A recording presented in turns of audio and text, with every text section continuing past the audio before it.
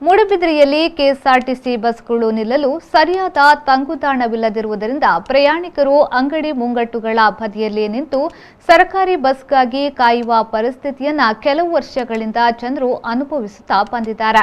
ಕಳೆದ 3 ತಿಂಗಳ ಹಿಂದೆ ಪುರಸಭೆಯು ಸಾಮಾನ್ಯ ಸಭೆಯಲ್ಲಿ ಶಿಕ್ಷಣಾಧಿಕಾರಿಗಳ ಕಚೇರಿಯ ಮುಂಭಾಗ ಸರ್ಕಾರಿ ಬಸ್ ಪೇ ಮಾಡುವುದೆಂದು ತೀರ್ಮಾನಿಸಿದ್ರು. ಇದುವರೆಗೆ ಕಾಮಗಾರಿಯನ್ನ ಆರಂಭಿಸದೆ ನೆನೆಗುದಿಗೆ ಬಿದ್ದಂತಾಗಿದೆ.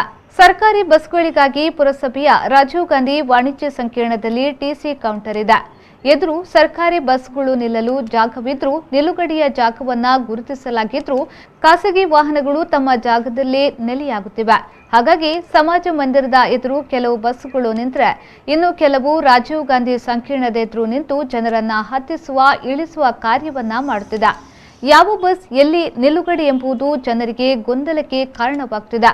ಮುಖ್ಯ ರಸ್ತೆಯನ್ನ ವಿಭಜಿಸಿರುವುದರಿಂದ 2 ಪಾರ್ಶ್ವಗಳಲ್ಲಿ ಬಸ್ಗಳು ನಿಲ್ಲುವುದರಿಂದ ಅಪಾಯಕಾರಿ ಸನ್ನಿವೇಶ ಸಮಸ್ಯೆ ಗೋಚರಿಸುತ್ತಿದೆ.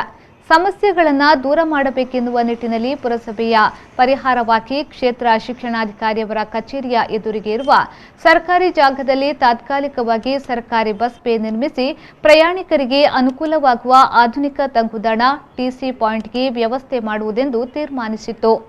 ಈ ರೀತಿಯಾಗಿ ವ್ಯವಸ್ಥೆ ಮಾಡಿದರೆ ಸ್ವರಾಜ್ ಮೈದಾನವಾಗಿ ರಿಂಗ್ ರೋಡ್ ಮೂಲಕ ಸಾಗುವ ಬಸ್ಗಳಿಗೆ ಮತ್ತು ಧರ್ಮಸ್ಥಳದತ್ತ ಸಾಗುವ ಬಸ್ಗಳಿಗೆ ಅನುಕೂಲವಾಗುತ್ತದೆ. ಆದರೆ ಇದೀಗ ಪುರಸಭೆಯು ಬಸ್ ತಂಗುದಾಣದ ಕಾಮಗಾರಿಯನ್ನ ಆರಂಭಿಸಿ ಯಾರದೋ ಸ್ವಾರ್ಥಕ್ಕಾಗಿ ಬಲಿಯಾಗುತ್ತಿದೆಯೇ ಎಂಬ ಸಂಶಯ ಸಾರ್ವಜನಿಕ ವಲಯದಿಂದ ಕೇಳಿಬರುತ್ತಿದೆ.